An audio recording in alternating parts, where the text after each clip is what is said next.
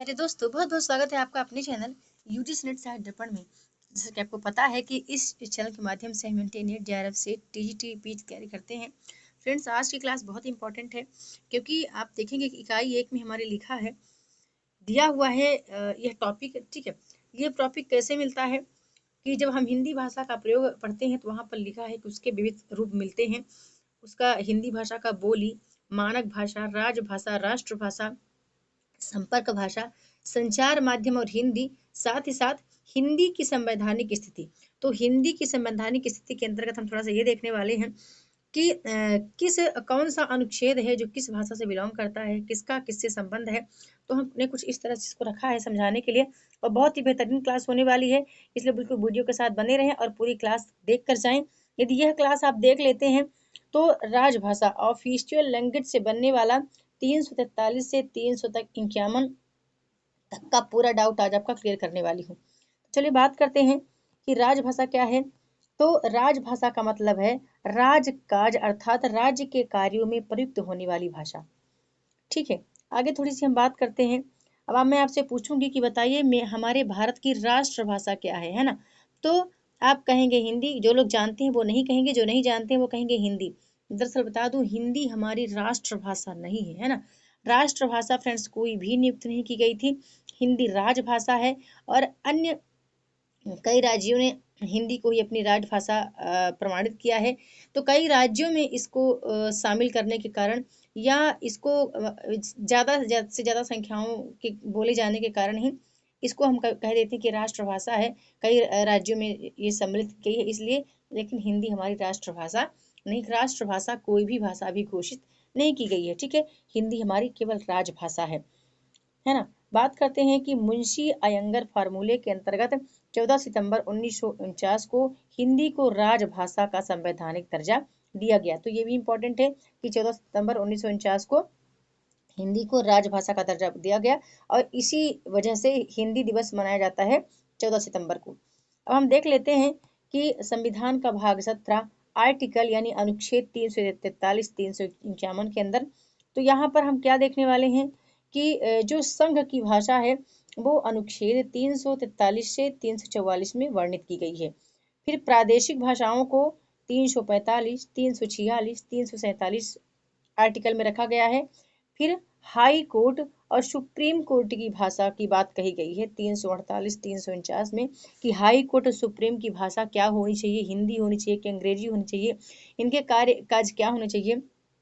ये सारा डिटेल मैंने आज इस वीडियो में लिया है, और विशेष निर्देश दिए गए हैं 350 और 51 में। तो चलिए स्टार्ट करते हैं, है ना। वीडियो पसंद आए तो लाइक जरूर किया करें, एक छोटा सा कमेंट करके आप बता सकते हैं कि यह क्लास आपको कैसी लगी। तो मेरी बात पर ध्यान दीजिएगा। ठीक है, ये पीडीएफ ऑलरेडी हमारे मित्रों को जा चुका है, जितने हमारे पैड मेंबर्स हैं उनको जा चुका है। और हम देख लेते हैं कि आर्टिकल 343 में क्या बात कही गई है। तो कही गई है कि हिंदी की राजभाषा और देवनागरी लिपि, ठीक है, कहा गया कि हिंदी संघ की राजभाषा है ना, हिंदी संघ की राजभाषा और देवनागरी संघ की लिपि होगी। लेकिन एक बात कही गई है, लेकिन संख्या अंतरराष्ट्रीय प्रयोग होगी। मतलब जो संख्या है वो ऐसा 1 2 3 ये वाले 4 ये वाले प्रयोग होंगे, ना कि जैसा पहले लिखा जाता था ऐसा एक करके, फिर 2 ऐसे बनता था, फिर 3 ऐसे बनता था, फिर 4 ऐसे बनता था, है ना। तो ये वाला प्रयोग ना होकर के अंतरराष्ट्रीय संख्या प्रयोग होगी। ठीक है, फिर दूसरी बात इसमें क्या कही गई है कि संविधान के लागू होने के बाद 15 वर्षों तक, जब संविधान लागू हो जाएगा उसके 15 वर्षों तक सभी सरकारी कामकाज के लिए केवल अंग्रेजी भाषा प्रयोग होता रहेगा। बहुत ही सरल बात है, याद रखना कि ये दोनों बातें अनुच्छेद 343 में कही गई हैं। और यहीं पर एक बात और कही गई है कि आरंभ में निर्धारित 15 वर्षों के बाद, ठीक है, आरंभ में जैसे ये 15 वर्षों के बाद निर्धारित किया गया कि जो हमारी सरकारी कामकाज की भाषा होगी अंग्रेजी होगी। तो फिर यहाँ उसका डिफिनेशन हुआ है कि आरंभ में निर्धारित 15 वर्षों के बाद भी संसद अंग्रेजी का प्रयोग जारी रखने के संबंध में विधि बना सकती है। यानी यदि संसद चाहे तो फिर से एक अलग कानून बना सकती है कि 15 वर्षों तक हमने अपने कार्यकाज के लिए अंग्रेजी को प्रयोग किया, हम इसके बाद भी अंग्रेजी को ही रखना चाहते हैं, तो वे एक फिर से कानून बना सकती है। आगे बात करते हैं, थोड़ा सा हम देख लेते हैं राजभाषा अधिनियम 1963 क्या है, बड़ा इंपॉर्टेंट है, ठीक है। 1963 क्या है जो कि इसी के अंतर्गत जोड़ा गया था। तो हिंदी तो संघ की राजभाषा रहेगी, ठीक है। एक बात जोड़ी गई राजभाषा अधिनियम 1963 में कि हिंदी तो संघ की राजभाषा रहेगी, परंतु इसके साथ अंग्रेजी भी संघ की सभी राजकीय कार्यों के लिए प्रयोग की जाएंगी। याद रखना, ये इंपॉर्टेंट फैक्ट है। फिर वहीं पर राजभाषा संशोधन अधिनियम 1967 में एक बात कही गई कि राजकीय कार्यों में अंग्रेजी भाषा का प्रयोग समाप्त करने के लिए ऐसे राज्य मंडलों द्वारा एक संकल्प पारित करना होगा जिन्होंने हिंदी को अपनी राजकाज की भाषा के रूप में स्वीकार नहीं किया। ये समझिएगा, यहाँ ये कहा गया है कि जो राज्य हैं जिनके कार्य अंग्रेजी भाषा में हो रहे हैं, तो उनको समाप्त करने के लिए, ठीक है, अंग्रेजी भाषा में हो रहे हैं, समाप्त करने के लिए एक ऐसा मतलब मंडल हम तैयार करें और एक संकल्प पारित करें कि जिन्होंने हिंदी को अपनी राजभाषा के रूप में स्वीकार नहीं किया है, तो हम ये स्वीकार कर लें कि वो मतलब अंग्रेजी के पक्ष में है। मतलब शुरू में था, एक बात कहना चाहूँगी, जब हमारा संविधान बनकर लागू हुआ तो वो हिंदी में फ्रेंड्स नहीं बना था, वो अंग्रेजी में ही बनकर लागू हुआ था, ठीक है। आगे दिखाती हूँ आपको ये पूरा फैक्ट कैसे बना था, फिर हिंदी में इसको कब कन्वर्ट किया गया है ना। हम देखते हैं आर्टिकल 344, ठीक है। तो आर्टिकल 344 में राजभाषा आयोग और संयुक्त संसदीय समिति का गठन किया गया, ये बात कही गई है ना। राजभाषा आयोग का गठन और संयुक्त राज्य समिति का गठन किसमें किया गया, तो आर्टिकल 344 में इसकी बात रखी गई है। चलिए देख लेते हैं। बात यह है कि राष्ट्रपति द्वारा संविधान लागू होने से 5 वर्ष की समाप्ति पर, ठीक है, जब संविधान हमारा लागू हो जाएगा तो उसके 5 वर्ष बाद समाप्ति पर प्रत्येक 10 वर्ष की समाप्ति पर एक राजभाषा आयोग गठित किया जाएगा, है ना। ऐसा मतलब प्रावधान रखा गया 344 में कि जब संविधान हमारा बन जाएगा उसके 5 वर्ष बाद प्रत्येक 10 वर्ष, है ना। जैसे 1955 में हमारा 50 में संविधान बना, फिर 1955 के बाद 1965 में फिर एक राजभाषा आयोग गठित की जाएगी, फिर 75 में फिर एक राजभाषा आयोग गठित की जाएगी, फिर 85 में फिर एक राजभाषा, ऐसे 95 में फिर, तो 10 वर्ष बाद जो है राजभाषा आयोग गठित की जाएगी, ये बात कहा गया है। फिर आगे एक बात और आती है कि एक अध्यक्ष और 22 सदस्य होंगे इसमें, है ना। जो ये राजभाषा आयोग गठित की जाती है तो इसमें एक अध्यक्ष होंगे और जैसे 22 भाषाएं हैं तो उन 22 भाषाओं के अलग अलग सदस्य नियुक्त किए जाएंगे, ठीक है। आगे बात कही गई है कि प्रथम राजभाषा आयोग का गठन जून 1955 में बाल गंगाधर यानी बीजी खैर की अध्यक्षता में हुआ। ये बड़ा इंपॉर्टेंट, ठीक है, इंपॉर्टेंट है, ये प्रश्न बना है परीक्षा में। प्रश्न यहाँ से 4-5 प्रश्न अभी आप पकड़ लेंगे कौन कौन से प्रश्न बनते हैं।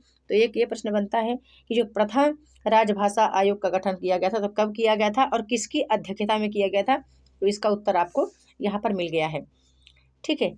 और एक ये भी, इसको बड़े ध्यान से सुनिएगा, यहाँ से भी प्रश्न बन सकता है, ठीक है, यहाँ से भी प्रश्न बन सकता है, इसको भी बड़े ध्यान से करिएगा कि 10-10 वर्षों के बाद राजभाषा आयोग गठित किया जाएगा, ठीक है। ये बात कम लोगों को ही पता रहती है। आगे बता दूं कि जो प्रथम राजभाषा आयोग ने अपनी रिपोर्ट कब दी थी, तो 1956 में दी थी, ठीक है। ये भी इंपॉर्टेंट, इसको भी याद रखें कि प्रथम राजभाषा आयोग ने अपनी रिपोर्ट कब दी थी, 1956 में दी थी। आगे देख लेते हैं इसका जो दूसरा कार्य था इसी आयोग का 343-44 में दूसरा कार्य क्या हुआ था कि संघ के राजकीय कार्यों के लिए हिंदी भाषा का अधिक से अधिक प्रयोग करने के लिए सुझाव देना, है ना। यहाँ पर यह भी कही गई थी, ठीक है। आर्टिकल हम 344 पढ़ रहे हैं जहाँ यह भी कहा गया था कि संघ के राजकीय कार्यों के लिए हिंदी भाषा का अधिक से अधिक प्रयोग होना चाहिए, ठीक है। आगे देख लेते हैं आगे क्या बात कही गई है। आगे एक बात और कही गई है यहाँ पर इम्पोर्टेंट कि राजकीय कार्यों में अंग्रेजी भाषा के प्रयोग को कम करने के लिए आवश्यक सुझाव देना, है ना। जो राजकीय कार्य हैं वहाँ पर ज़्यादा से ज़्यादा अंग्रेजी का प्रयोग ना हो बल्कि हिंदी का प्रयोग हो, है ना। तो अंग्रेजी भाषा के सुझाव को कम करने के लिए आवश्यक सुझाव की बात कही गई है, ठीक है। और साथ ही साथ यह भी कही गई है कि जो हाई कोर्ट और सुप्रीम कोर्ट में प्रयोग की जाने वाली भाषा के विषय में भी सुझाव देना, क्योंकि आपको पता है कि सुप्रीम कोर्ट में फ्रेंड्स अभी तक अंग्रेजी भाषा में ही सभी निर्णय लिए, मतलब सुप्रीम कोर्ट के लिए तो कोई भाषा भी बनी ही नहीं है कि और कोई अन्य लैंग्वेज में निर्णय लिया जाए, है ना। केवल यही मतलब हमारी अंग्रेजी भाषा ही प्रयुक्त हो रही है। और साथ साथ हाई कोर्ट में भी अंग्रेजी में ही निर्णय लिए जाते हैं, बाद में उसको हिंदी में अनुवादित कर दिया जाता है ना। तो इसकी भी बात कही गई थी। आगे और क्या बात कही गई हम देख लेते हैं। और एक बात कही गई थी कि संघ और किसी राज्य अथवा एक राज्य तथा दूसरे राज्य के बीच बातचीत की भाषा के प्रयोग के विषय में सुझाव देना, है ना। ये भी बात कही गई थी कि चाहे संघ हो, चाहे केंद्र हो या कोई राज्य हो, यदि वो ये चाहे कि हम एक दूसरे राज्य से बातचीत करें तो वो अपने राज्य की भाषा का प्रयोग कर सकते हैं। ये भी सुझाव दिया गया था। एक बात और कही गई थी यहीं पर कि राजभाषा से संबंधित अन्य विषयों पर सुझाव देना जो राष्ट्रपति द्वारा राजभाषा आयोग को सौंपे जाएं। तो इसका मतलब हुआ कि राजभाषा जो है, राजभाषा यह चाहे कि हम अन्य विषय पर जो अपना सुझाव दें तो वो अपने यहाँ की लैंग्वेज या अपने यहाँ की भाषा को दे सकते हैं। फिर राष्ट्रपति उस आयोग को राजभाषा को सौंप देते हैं। ठीक है, राष्ट्रपति द्वारा राजभाषा आयोग को सौंपा जाता है। ठीक है, भी चाहे वो भले उनकी कोई लैंग्वेज हो तो उसको कन्वर्ट करवाएं अपने लैंग्वेज में, है ना, चाहे अधिकारी को लैंग्वेज आती हो ना आती हो, पर ऐसा सुझाव दिया गया था। ठीक है, एक तीसरी बात और कही गई थी कि आयोग अपनी रिपोर्ट राष्ट्रपति को देते हैं। जो आयोग को रिपोर्ट आप कोई सौंपता है कोई राज्य, तो अपनी रिपोर्ट किसको देते हैं? राष्ट्रपति को देते हैं। साथ ही साथ एक बात और कही गई थी, बड़ी इंपॉर्टेंट बात है ये, कि राजभाषा आयोग की अनुशंसाओं पर विचार करने के लिए एक संयुक्त संसदीय समिति का गठन किया जाता है। ठीक है, राजभाषा आयोग की अनुशंसाओं पर विचार जब हो जाता है तो एक संयुक्त सदस्यीय समिति का गठन होता है। आपको बता दूं इसमें 30 सदस्य होते हैं। ठीक है, 30 सदस्य होते हैं तो 20 लोकसभा के होते हैं और 10 राज्यसभा के होते हैं। ठीक है, यह क्या करते हैं, यह अपनी रिपोर्ट राष्ट्रपति को देते हैं और राष्ट्रपति इसे संसद के पटल पर रखवाते हैं। ठीक है, ये अब सबसे इम्पोर्टेंट फैक्ट आपको यहाँ ये मिलता है कि 1957 में पंडित गोविंद वल्लभ पंत की अध्यक्षता में प्रथम राजभाषा संयुक्त समिति गठित की गई थी। ठीक है, ये प्रश्न बना है कि किसकी अध्यक्षता में प्रथम राजभाषा संयुक्त समिति गठित की गई, तो पंडित गोविंद वल्लभ पंत की अध्यक्षता में 1957 में। लेकिन इनकी जो रिपोर्ट थी, रिपोर्ट इन्होंने 1959 में सौंपी थी। ठीक है, ये रिपोर्ट इन्होंने 1959 में सौंपी थी, लेकिन राजभाषा संयुक्त समिति का गठन हो गया था 1957 में ही। ठीक है, तो ये भी आप बात याद रखना। अब हम देखते हैं कि हमारी जो प्रादेशिक भाषाओं की बात कही गई है ना, कि किस प्रदेश में कौन सी भाषा रहे, कौन से राज्य में कौन सी भाषा रहे, या किस राज्य ने किस भाषा को मान्यता माना है। तो आर्टिकल 345 में राज्य की राजभाषा का प्रावधान बताया गया है। तो हम देख लेते हैं इसको भी, कि प्रत्येक राज्य विधानमंडल को राजकीय कार्यों के लिए प्रयोग की जाने वाली भाषा चुनने का अधिकार दिया गया है ना। अधिकार है कि चाहे जो राज्य अपने मन मर्जी अपनी भाषा को चुन सकती है। ठीक है, पर आगे का क्या बात कही गई है कि अर्थात राज्य का विधानमंडल विधि द्वारा उस राज्य में प्रयोग होने वाली, उस राज्य में प्रयोग, ठीक है, प्रयोग 2 बार हो गया, राज्य में प्रयोग, इसको कट कीजिए, होने वाली भाषाओं में किसी एक या अधिक भाषाओं को या हिंदी, ठीक है, या हिंदी, ठीक है, अलग अलग होना चाहिए था, थोड़ा जॉइंट हो गया है, या हिंदी को उस राज्य की कार्यों के लिए प्रयोग कर सकता है। तो जानते हैं क्या बात कही गई है यहाँ? यह बात कही गई है कि जब कोई राज्य अपने लिए एक नई भाषा चुन सकता है, तो उस राज्य में यह भी प्रावधान किया जाएगा कि वह उसी भाषा में अपनी कुछ बात है उसी भाषा में बात को रख सकता है, या फिर हिंदी को भी अपने राज्य के कार्यों के लिए ले सकता है। ठीक है, यही बात कही गई है। आगे बात कही गई है, ये इम्पोर्टेंट है, परंतु जब तक राज्य विधानमंडल किसी भाषा को राजभाषा के रूप में स्वीकार नहीं करता है ना, मान लो ये लोग इन्होंने अपने लिए कोई भाषा चुन ली कि हमारी स्थानीय भाषा है, उसको राज्य की भाषा का दर्जा दिया जाए, तो वो तब तक सर्वमान्य नहीं होगी जब तक यहाँ पर राज्य विधानमंडल किसी भाषा को राजभाषा के रूप में स्वीकार नहीं करता। तब तक राजकीय कार्यों के लिए अंग्रेजी भाषा का ही प्रयोग होता रहेगा, है ना। जब तक ये विधानमंडल उस भाषा को न पारित करे, उसको मान्यता न दे, तब तक वहाँ अंग्रेजी भाषा ही सरकारी कामकाज की भाषा रहेगी।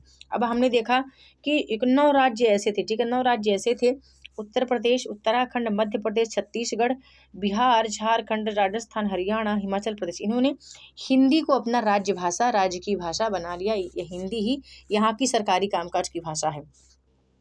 साथ ही साथ दिल्ली ने भी हिंदी को ही अपनाया है ना। वहाँ हिंदी में भी होता है, अंग्रेजी में भी होता है, लेकिन पूर्णतः हिंदी को नहीं, लेकिन हिंदी में भी वहाँ पर सरकारी कामकाज की भाषा की जा रही है। आगे देख लेते हैं कि आर्टिकल 346 में क्या बात कही गई है। तो आर्टिकल 346 में यह बात कही गई है कि एक राज्य से दूसरे राज्य अथवा एक राज्य से संघ के बीच जो संवाद होगा वो राजभाषा में वही रहेगी जो संघ द्वारा प्रयोग की जाने वाली भाषा है। ठीक है, अब मैं आपको समझाती हूँ इसके इस माध्यम से।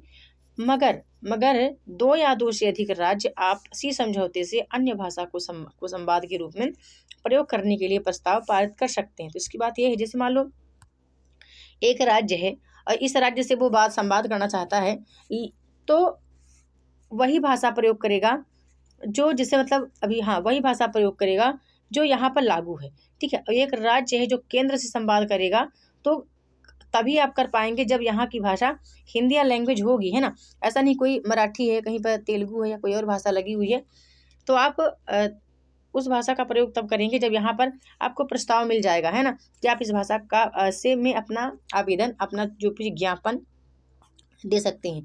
तो यहाँ पर यही बात कही गई है कि एक राज्य या दूसरे राज्य की भाषा हम तभी रख सकते हैं जब यहाँ पर ये प्रस्ताव हो। दरअसल वैसे आजकल सभी भाषाएं जो हैं हिंदी या अंग्रेजी में ही सभी कार्य हो रहे हैं, चाहे हिंदी प्रयोग हो या अंग्रेजी प्रयोग हो, है ना। इंग्लिश या फिर ई से इंग्लिश हो गया, ही से एच से हिंदी हो गया, तो दोनों ही प्रयुक्त हो रही हैं। ठीक है, आगे बात करते हैं।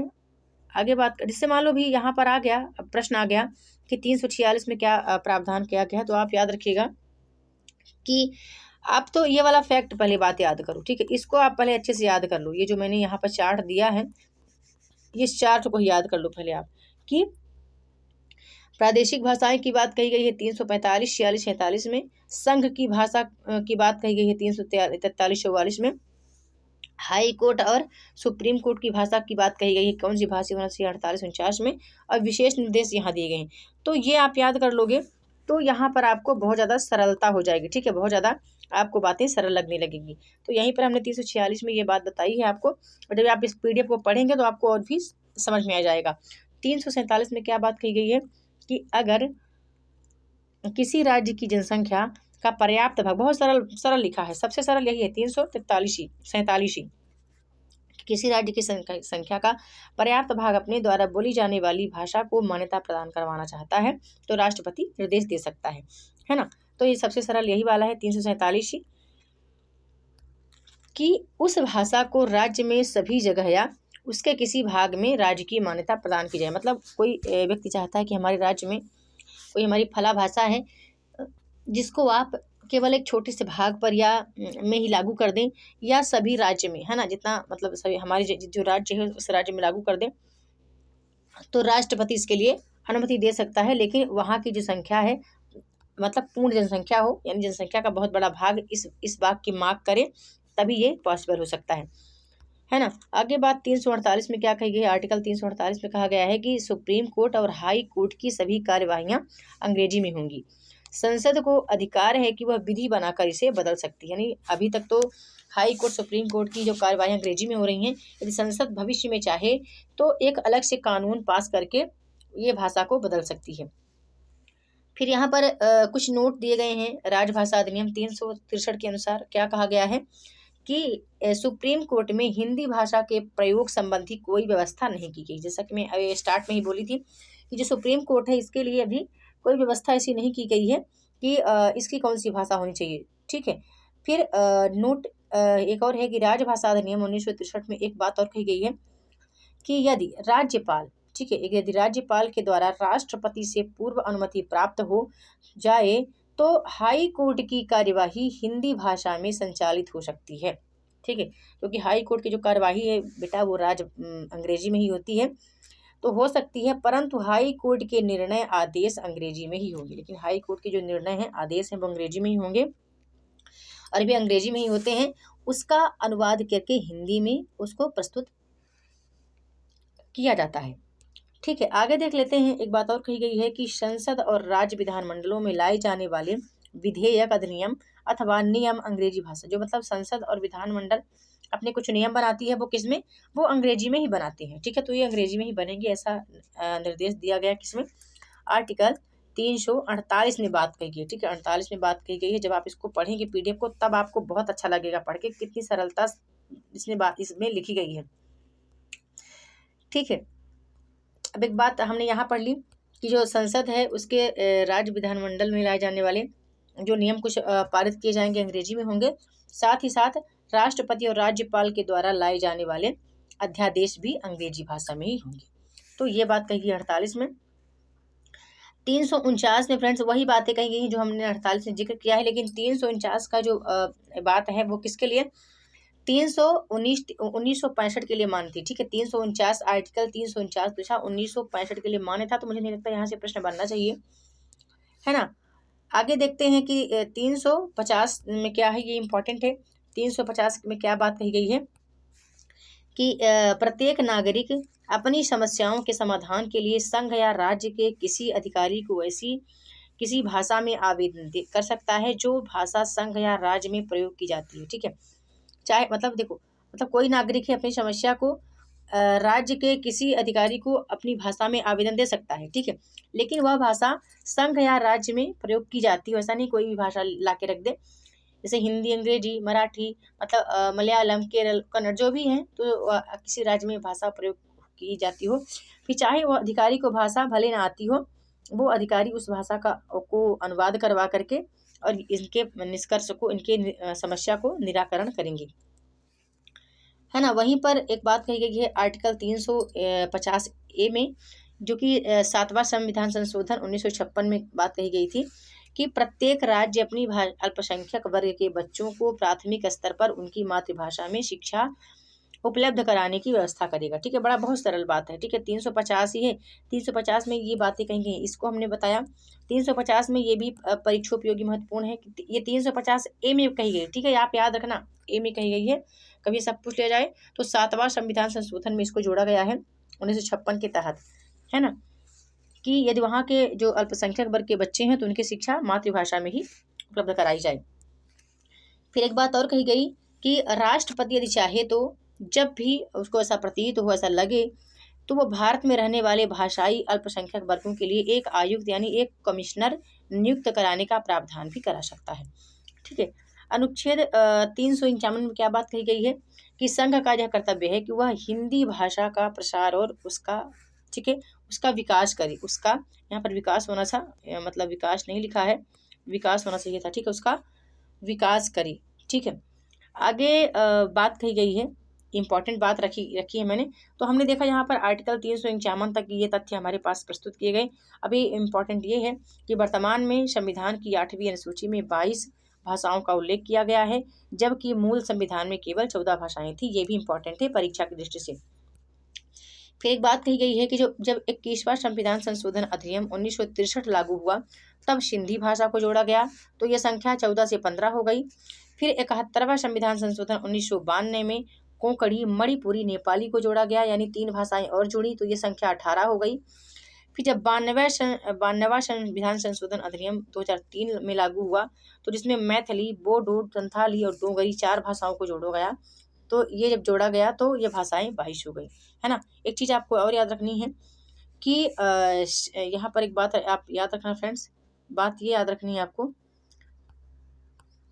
ठीक है, ये बात रखनी है कि संविधान सभा द्वारा, है ना, संविधान सभा द्वारा अंगीकृत संशोधन जो है वो अंग्रेजी भाषा में बना था। ठीक है, जब संविधान हमारा बना था, तो जो हमारी अंगीकृत संविधान की भाषा थी वो क्या थी, संविधान बना तो अंग्रेजी में बना था। ठीक है, 26 नवंबर 1949 को, पर ये लागू कब हुआ, 26 जनवरी 1950 को लागू कर दिया गया था, है ना। तो ये भी आपको याद रखना है कि कब बना और कब लागू किया गया। फिर एक चीज़ याद रखना है कि जब 58वां संविधान संशोधन 1987 में आर्टिकल 394A जोड़कर संविधान का हिंदी भाषा में अनुवाद उपलब्ध कराया गया। ठीक है, तो इसका जो अनुवाद है वो हिंदी भाषा में कब कराया गया था, 58वां संविधान संशोधन अधिनियम 1987 में। तो आपने ये बातें सीखी आज की वीडियो से। आपको क्लास कैसी लगी, लाइक और कमेंट के माध्यम से जरूर बताएं, और जो हमारे मेंबर्स हैं व्हाट्सएप ग्रुप में, उनको ये PDF ऑलरेडी भेज दिया गया है। ठीक है, तो बहुत बहुत धन्यवाद।